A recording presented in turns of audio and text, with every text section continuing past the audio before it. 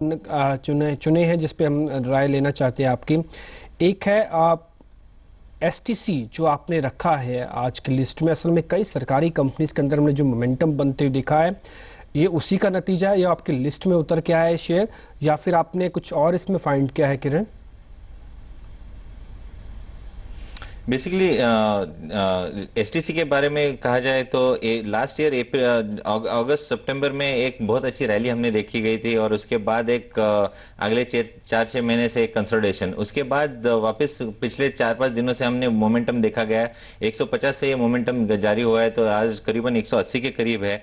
और अगर इस कंसोलिडेशन का अगर ट्रेंड लाइन खींचते हैं तो करीबन 174 के करीब आता है। आज पहली बार 174 के ऊपर ट्रेड करता नजर आ रहा है, तो मेरे ख्याल से ये एंड ऑफ डे चार्ट्स पे ब्रेकआउट कहलाएगा, और इसका टारगेट करीबन 220 का होगा। तो एक अच्छी मोमेंटम प्ले आपको मिलने वाली है, और इसके लिए स्टॉप लॉस करीबन 172 171 का रखना चाहिए, जो कि बहुत नजदीक है। ठीक है, एक शेयर अगर आप इसको देखें किरण, उसके रिकमेंडेशन भी जानना चाहता हूँ। कॉन्कोर का, कंटेनर कॉरपोरेशन ऑफ इंडिया का, अभी ये 835 के आसपास चल रहा है। ऑलमोस्ट ये देखिए आधा 1% की बढ़त है इसमें, लेकिन इसका जो पीछे 20-25 दिन का पैटर्न देखिए बहुत ही स्ट्रॉन्ग, बहुत अच्छा मोमेंटम इसमें दिखाया, और ये चला, खबरें भी थी उसके साथ भी चला, बिना खबरों के भी इसने स्ट्रेंथ दिखाई। अभी और इसमें कितनी स्ट्रेंथ मिल सकती है? कोई अगर 1000 रुपये सोच रहा हो उसमें टारगेट का, गलत तो नहीं सोच रहा? नहीं, बिल्कुल गलत नहीं सोच रहा है। कैसा है, ये सिक्लिकल स्टॉक्स है, हमेशा फ्लेवर चेंज होता रहता है। तो ये फ्लेवर करीबन पिछले 10 दिनों में था, अभी फ्लेवर चला गया है, तो वापस 2-4 दिनों में वापस आ सकता है। इसके लिए अगर नए निवेशक इन्वेस्ट करने वाले, तो मैं करीबन इसको 848 के ऊपर इन्वेस्ट करने के लिए कहूंगा, अब भी नहीं। और अगर कोई इन्वेस्टेड है तो 810 रुपए का स्टॉप लॉस लगा के चलना चाहिए। इसके लिए टारगेट्स बहुत स्ट्रांग होंगे, करीबन आप एक्सपेक्ट कर सकते हैं इसका 900 के ऊपर वाले टारगेट्स की। जब 848 के ऊपर चलने लगे तो आप 900 के फर्स्ट टारगेट्स देख सकते हैं, और 950 के सेकंड टारगेट्स। ठीक है, आपकी लिस्ट में एक और शेयर भी है सीएससी। इसके चुनने की बड़ी वजह क्या है? क्योंकि ये तो पहले भी चल चुका है, ट्रेडर्स को काफी अच्छा मुनाफा भी दे चुका है। सीएससी पे आपकी रिकमेंडेशन क्यों होगी अब? बेसिकली करीबन फरवरी के फैग एंड में इसने एक कंटिन्यूएशन पैटर्न का एक ब्रेकआउट दिया था। उसकी लेवल करीबन 460 थी। उसके बाद ये 500 तक गया, और वापस उन्हीं 460 लेवल्स पे आ गया है, और इधर से वापस एक बार मोमेंटम दिखा रहा है। तो ये बाउंस बैक प्राइस पैटर्न दिखाई दे रहा है, तो मेरे ख्याल से इधर से वापस एक बार 500 का मूव आपको देखने को मिल पाएगा अगले 2-3 दिन सेशंस में। इसके लिए आपको स्टॉप लॉस रखना चाहिए 468 का। ठीक है, इसके अलावा जो आपने शेयर चुना है उसमें आप इनफैक्ट हमने जो शेयर उसमें चुना है उसमें एक आरती इंडस्ट्रीज भी शामिल है। अगर आप इसके चार्ट देख पाए तो आरती इंडस्ट्रीज पर आपका व्यू क्या है?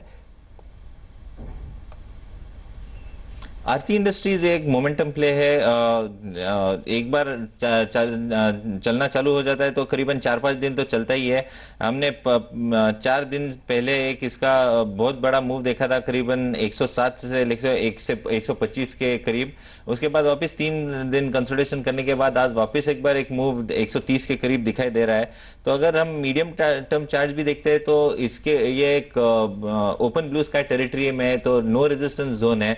तो अगर नए निवेशक है तो उसको उन्होंने 125 का स्टॉप लॉस लगाना चाहिए। अगर कोई इन्वेस्टेड है इसमें तो थोड़ा सा डीप डाउन स्टॉप लॉस लगा सकते हैं, करीबन 121 का। पर मोमेंटम प्ले बहुत ही अच्छा है। जो नए टेरिटरी में चला जाता है, जहां पे अनटेस्टेड टेरिटरी है, वो स्टॉक आउट परफॉर्म करने में सक्षम होता है। ठीक है, एक और शेयर हमने चुना है वह बॉम्बे डाइन का। इस पे आपकी रिकमेंडेशन जानना चाहेंगे। कुछ न्यूज़ फ्लो भी है इनके लैंड बैंक को लेकर, वो खैर अभी पूरी तरह से क्लियर नहीं है, लेकिन बॉम्बे डाइन पर आपका व्यू क्या है?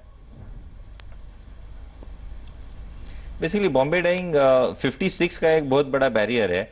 तो अब 56 अभी हम उसके ऊपर ट्रेड करते नजर आ रहे हैं। तो एक ट्रेंड रिवर्सल प्राइस पैटर्न दिखाई दे रहा है, जो इन्वर्टेड हेड एंड शोल्डर्स के price pattern short term charts पे। तो इमीडिएट टारगेट 64 के दिखाई दे रहे हैं। तो मेरे ख्याल से हर एक इन्वेस्टर ने इस स्टॉक को होल्ड करना चाहिए। इसके लिए स्टॉप लॉस रहेगा करीबन 55 का, जो कि बहुत नजदीक है, और 64 के पहले टारगेट्स के लिए एक्सपेक्ट कर सकते हैं।